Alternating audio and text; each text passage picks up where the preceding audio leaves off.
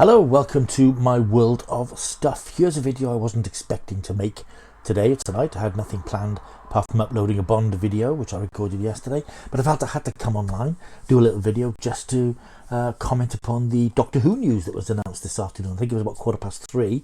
BBC issued a press release answering the question that's been on many Doctor Who fans since it was announced a couple of months back that Jodie Whittaker and Chris Chibnall, the current showrunner, were leaving after the next series of episodes. And the question wasn't who's the next Doctor, but who's the next showrunner. Now, wandering around YouTube and on different internet sites, I've seen lots of fans putting forward lots of names, lots of YouTube channels that I will not mention have been boasting about their leaks and their sources and their Reddit posts, giving with supreme authority the names of very unlikely people who are definitely going to be Doctor Who's new showrunner, from people like Sally Wainwright, Sarah Dollard, J. Michael Straczynski, who created Babylon 5 many years ago, and basically anybody they could possibly think of, except the person who has been announced as the new showrunner of Doctor Who in its 60th anniversary and beyond, and that is, of course, Russell T Davies. Yep, the man who reinvented Doctor Who and reinvigorated it for the 21st century, is back in charge for the 60th anniversary in 2023, and apparently for multiple seasons thereafterwards, in association, interestingly enough, with Bad Wolf Productions, which is run by specifically by Julie Gardner, who was one of Russell's co-producers along with Phil Collinson when they recreated the show back in the 21st century. 2005 rather. This is a very, very interesting development, and it's not one which I'd considered, not one I'd anticipated, not one I could possibly have dreamed of, for many, many reasons. One, Russell T Davies, of course, ran the show from 2005 to 2010, the imperial phase of its modern reinvention, if you like. I don't think anybody would argue that the show was at its most potent and most powerful in those first 5 years, when you had Christopher Eccleston followed by the supreme David Tennant, who took the show to new heights. That whole 5-year period when Doctor Who was a cottage industry creating its spin-offs like Torchwood and the Sarah Jane Adventures, and the show had been off the air for 16 years, and it was new and it was fresh and it was vital, and it really captured the zeitgeist in the way that Russell T Davies is able to do. Without going into too much detail about what happened when he left, the show has been on a slow decline ever since. I'm not a fan of the Stephen Moffat era. I'll put my hand up and say I did not like what he did with the show. I think that he threw away the opportunity to do interesting things with Matt Smith and particularly Peter Capaldi. But I do quite like what Chris Chibnall is doing. Now, I know that's very controversial because he has taken hatchet to accepted Doctor Who lore and put new facets to it, which have upset a lot of people. But I think he's done that with energy and enthusiasm and a fearlessness, not worrying about upsetting the fans who have been very upset.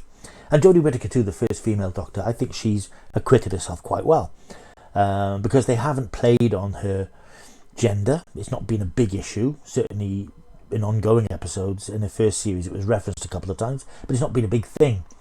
And I think that in his second series he really recaptured the spirit and excitement of the Doctor. I certainly felt more excited about Doctor Who in the last series than I have since Russell T Davies left, so it's very interesting that he's coming back to the show at this stage.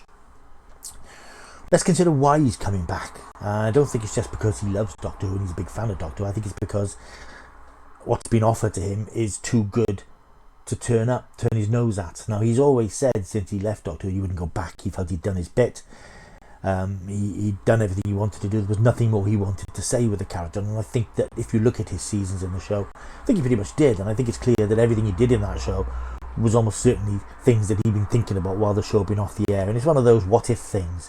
What if I was in charge of Doctor Who, what would I do? And as Doctor Who fans, we probably all had those thoughts over the years, where we take the show and what sort of characters we do and what sort of stories we tell. And I think he did that, and I think certainly by the time David Tennant left 2009, 2010, there was a sense that Russell T Davies was a bit out of steam.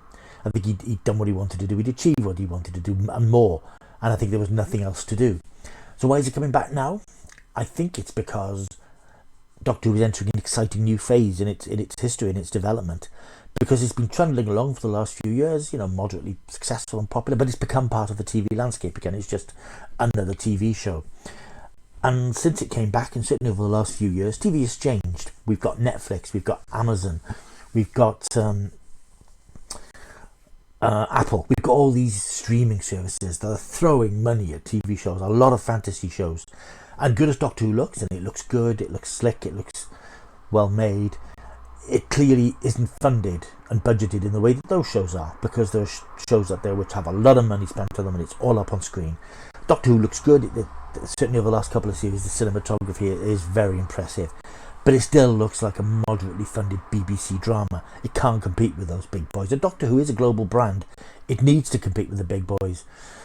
And I think what's interesting is that Doctor Who now, and I don't know the intricacies of the details, it's just me sort of churning things over the last couple of hours since the news broke.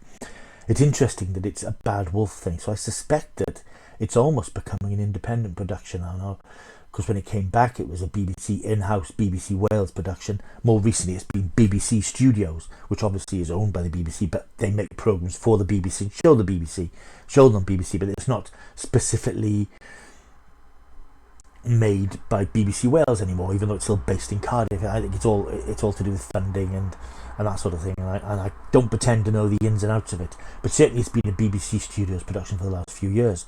What seems to be happening now is that it's moving over to be a Bad Wolf production in conjunction with BBC Studios. But here's the interesting thing, and I got no proof of this, no evidence of this. This may well come out, this may not turn out to be the truth, but I suspect that HBO in America are involved. Now, Bad Wolf, as you probably know, have the last few years been making the excellent Philip Pullman series, his Dark Materials, the trilogy, which has been shown on Sunday evenings during the winter. It's a great series. The second series finished last year. I think series 3 is due at the beginning of next year. It's in production at the moment, but that's the last series of that. And I'm thinking that what's happening is that the BBC are very conscious that Doctor Who is a big brand that's been struggling a little bit. It's been struggling to keep its footing and keep its reputation up.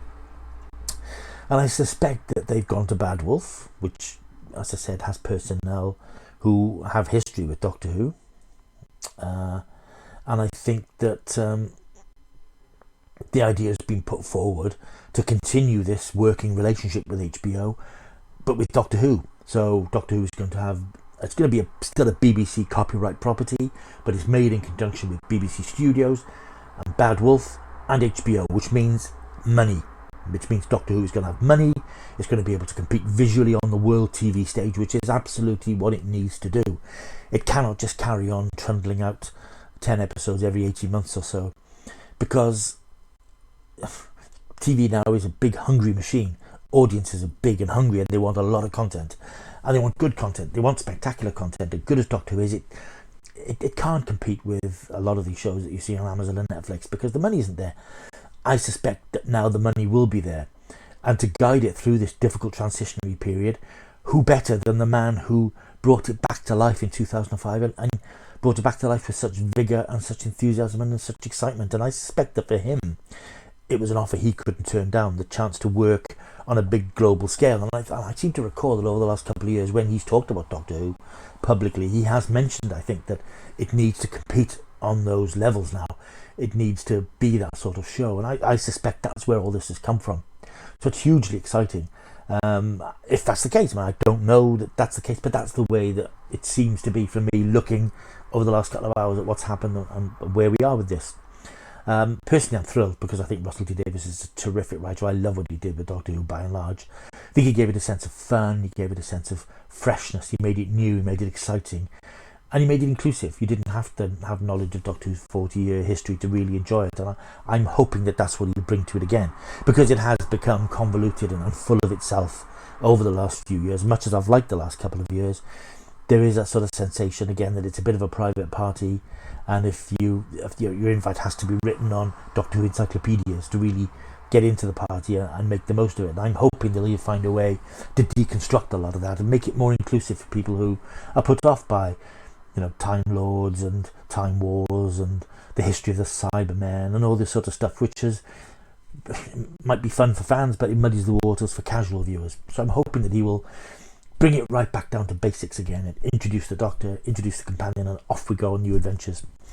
As he did in 2005 when the Doctor came in, met Rose, and away we went, and Rose was the gateway to the Doctor's world. And I think what's interesting now, of course, we're 16 years on, so when he brought it back in 2005, he was reflecting Britain as it was then. You know, like it or not, we had that sort of chav culture of council estates and single mothers and young teenage girls, and he reflected that. He was writing for that sort of culture, if you like. And I think it'll be interesting to see how he looks at the world now, and who will be with the Doctor now, and who the Doctor will be, because things are very, very different. It is a much more diverse and inclusive culture, and that will be reflected. I mean, we know that Russell T Davies, the shows that he's done, they're always very inclusive. Obviously, he is gay, and there's a strong element of that in his writing, particularly, obviously, in Queer as Folk and the brilliant It's a Sin that was on this year. It's about that world, it's about that culture. But we are much more conscious of that, and that embraces us much more now than it did in 2005. So we have to expect that from the new series going forward. We have to expect that it will reflect the modern world as it did in 2005. But the modern world is very different from 2005. So I'm just fascinated to see what he'll do, and what he'll do with the iconography of the series. The Daleks, the Cybermen, the Master, will these all feature again? Will he reinvent them again? Will he do something new with them again? And I'm just thrilled to see what he does with it. In terms of who the Doctor will be, I don't really care. Obviously, this does raise the question of Ollie Alexander, who starred in It's a Sin early this year. I don't know how I feel about that. He was great in that series, but he was portraying a specific character in a specific period in history, in a specific situation. Whether he has the chops, the gravitas, is the word that's often associated with Doctor Who, to carry off a role of the Doctor, he have the flamboyance, whether he has that physicality, I don't know. So I'm not even going to speculate who the new Doctor will be. There's lots of people it could be. I have lots of people I'd love to see play the Doctor.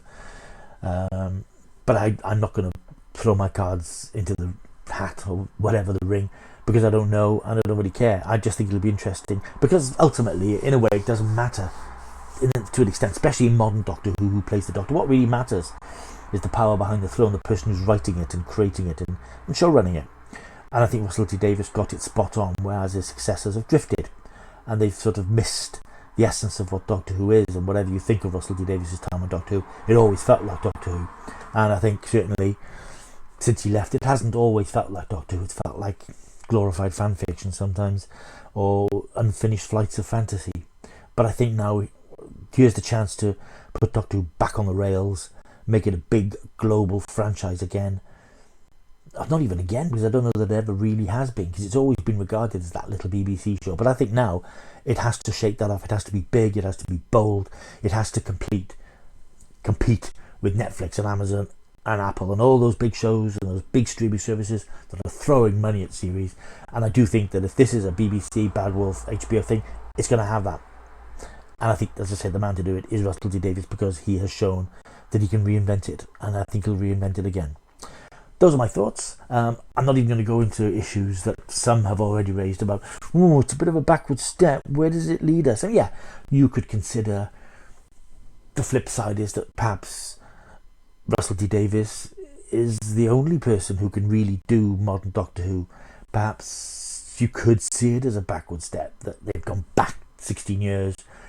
But I don't think it is that. I don't think it's that. I think that it is more that the BBC want to take the show up a level, and the safe pair of hands that will do that is the man who made it a big success 2005, and he can now take it to the next level, and I think that's a challenge he couldn't refuse. So I don't look at it as a backward step.